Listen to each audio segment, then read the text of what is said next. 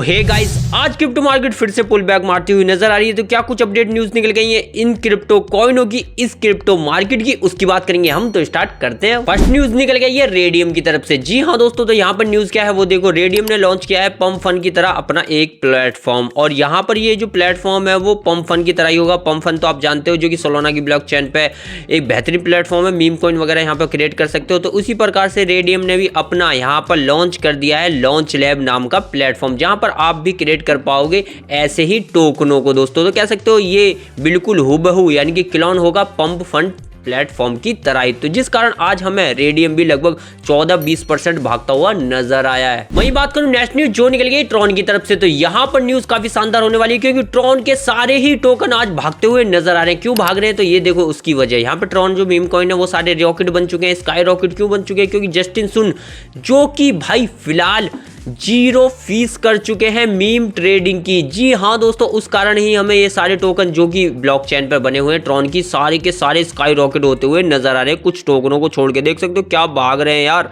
तो यहाँ पर कह सकते हो आज भाई ट्रॉन का दिन है और 0 फीस कर दिए, तो इस कारण और भी ज्यादा भाग रहे हैं। वहीं बात करूं नेक्स्ट न्यूज जो निकल गई ईओएस की तरफ से, तो ये टोकन भी आज हमें भागता हुआ नजर आ रहा है। क्यों आ रहा है तो उसकी न्यूज देखो। ईओएस ने यहाँ पर भाई साहब रीब्रांड कर दिया अपना नेटवर्क वोल्टा पे। जी हाँ दोस्तों, तो यहाँ पर हुआ क्या है तो मैं आपको बता दूं, ये ईओएस फिर से रीब्रांड कर चुका है अपने टोकन को, और यहाँ पर ये अपनी जो ट्रेडिंग है, क्योंकि डिसेंट्रलाइज्ड ट्रेडिंग है, उसको ट्रेडिशनल बैंकिंग के साथ ही स्टार्ट करने वाला है शुरू से। इसी कारण आज ये हमें लगभग आधे डॉलर से ऊपर जाता हुआ नजर आया। हालांकि इसका जो टारगेट है वो $1 है, वो होगा या नहीं, लेकिन यहाँ पे ईओएस नेटवर्क के लिए काफी शानदार कदम है और यूजर के लिए काफी शानदार न्यूज भी। बात करें नेक्स्ट न्यूज जो निकल गई सोलाना की तरफ से। अब पहली न्यूज सबसे पहले यहाँ पे देखो, एक्सटीएम ने इंट्रोड्यूस किया है पी नोड यानी कि प्रोवाइड नोड। तो ये प्रोवाइड जो नोड है वो सोलाना की जो स्टोरेज है उसको बढ़ाने वाला है, उसकी कैपेसिटी को बढ़ाने वाला है, और स्पीड वगैरह वो जो है वो सारी चीजें सेम ही रहने वाली है। लेकिन यहाँ पे स्टोरेज बढ़ जाएगा तो कह सकते हो काफी शानदार काम हो जाएगा। लेकिन वहीं पर एक और न्यूज देखो सोलाना की, तो यहाँ पर सोलाना का सीकर फोन इंटर करने वाला है मार्केट में।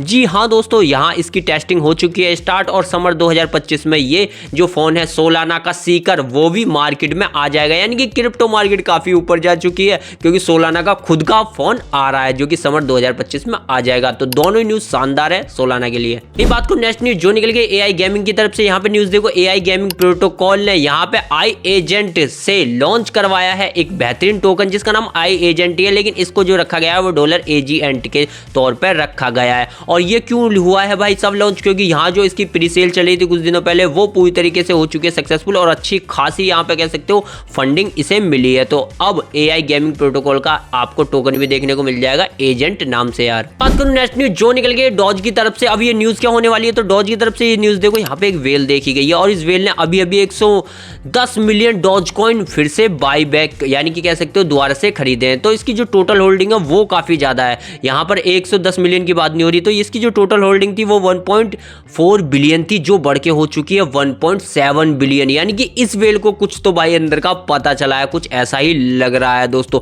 आपको क्या लगता है कमेंट में बताएं, और न्यूज इससे बड़ी कुछ नहीं थी डॉज की। बात करें नेक्स्ट न्यूज जो निकल गई एसआरपी रिप्पल की तरफ से। अब न्यूज क्या होने वाली है न्यूज देखो, यहाँ पर अब SEC ने एंड कर दिया है भाई साहब रिप्पल के साथ जो केस चल रहा था। फाइनली सिक्योरिटी एक्सचेंज ने इस केस को एंड कर दिया है, और ये जो कंफर्मेशन है वो रिप्पल के सीईओ देते हुए नजर आ रहे हैं। हालांकि इन्होंने कुछ इल्जाम भी लगाए थे कि क्रिप्टो मार्केट को थोड़ा सा मैनिपुलेशन SEC कर रही है, लेकिन अब ये खुश हो चुके हैं क्योंकि यहाँ पर सिक्योरिटी एक्सचेंज ने इनका जो केस है वो एंड कर दिया, और ये कंफर्मेशन इन्होंने दी है। ये रहा इनका ऑफिशियली ट्वीट दोस्तों, तो आप देख ही सकते हो। तो हाँ कह सकते हो रिप्पल के लिए एक अच्छी न्यूज थी। तो नेक्स्ट न्यूज जो निकल गई फ्लेयर की तरफ से, तो यहाँ पर न्यूज देख सकते हो फ्लेयर ने कंप्लीट कर लिया है अपना हैकटन, जो कि भाई वो एआई ब्लॉकचेन और गूगल क्लाउड के साथ ही ये काम कर रहा था। और हैकटन आप नहीं जानते तो हैकटन वही होता है जिससे भाई सब ऐड लगाए जाते हैं, जो एआई एजेंट खुद ही ऐड लगा देते हैं, जिस कारण हमें फ्लेयर के अंदर आज 5-10% तेजी भी देखने को मिली दोस्तों। तो भाई कंप्लीट कर चुका है, तो कह सकते हो ऐड धुआंधाड़ी चलेंगे मार्केट में। बात करूं नेक्स्ट न्यूज जो निकल गई BMT टोकन की तरफ से, तो ये टोकन भी काफी तेज हमें भागता हुआ नजर आया। जी हाँ दोस्तों, अब ये क्यों भागा तो मैं आपको बता दूं, बम्पल जो टोकन है, ये बम्पल मैप टोकन, ये इसलिए भागा क्योंकि ये लिस्ट हो चुका है, डेब्यूट कर चुका है बाइनेंस पे। तो इससे बड़ी ज्यादा न्यूज नहीं थी, तो 1-2 दिन और शायद रैली रहे। फिलहाल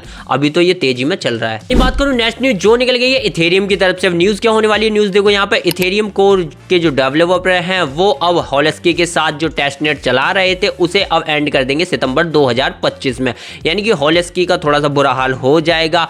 लेकिन यहाँ पर ये सब क्यों हो रहा है, क्योंकि इथेरियम का जो स्पेक्टर अपग्रेड है उसमें थोड़ी सी दिक्कतें आई थी, उस कारण ही अब ये हॉलेस्की के टेस्ट नेट से थोड़ा सेपरेट होते हुए नजर आ रहे हैं, जो सितंबर में पूरी तरीके से हट जाएंगे दोस्तों। वहीं बात करूं नेक्स्ट न्यूज जो निकल गई मीम कॉइनों की तरफ से। अब न्यूज देखो काफी शानदार है। तो यहाँ पे कैथी वुड ने वार्न किया है कि मीम कॉइन ना सारे वर्थलेस हैं। जी हाँ दोस्तों, और ये कौन है कैथी वुड, तो ये आप नहीं जानते, तो ये ARX की असेस्ट मैनेजर यानी कि CEO है। जी हाँ दोस्तों, तो यहाँ पर ये CEO ने कह दिया है कि ये वर्थलेस है। लेकिन अभी मैंने आपको पहली न्यूज़ में दिखाया कि भाई रेडियम के मीम कॉइन कैसे आगे चल रहे हैं, और वहीं पर अभी ट्रॉन के मीम कॉइनों की क्या ही स्थिति है, यानी कि भाग रहे हैं। तो ऐसा कुछ नहीं यार, हर किसी के कहने से कुछ नहीं हो जाता। अब तो नेक्स्ट न्यूज जो निकल गई विटगेट वॉलेट की तरफ से। अब न्यूज़ क्या है, तो विटगेट वॉलेट ने लॉन्च कर दिया है न्यू सुपर DEX अपग्रेड। अब ये क्यों किया है, क्योंकि आपको तो पता है OAX ने अभी सस्पेंड किया था DEX एग्रीगेटर, तो इसने इसका फायदा उठाते ही बिटगेट ने भाई लॉन्च कर दिया। तो जिस कारण कह सकते हो यूनिस्वैप पे भी थोड़ा सा हरा निशान हमें नजर आ रहा है। वहीं बात करूं नेक्स्ट न्यूज जो निकल गई MEX की तरफ से, तो इसने भी एक शानदार कदम उठाया। देखो यहाँ पे MEX जो कि बेहतरीन एक्सचेंज है, तो इसने भी लॉन्च कर दिया है एक हाइब्रिड प्लेटफॉर्म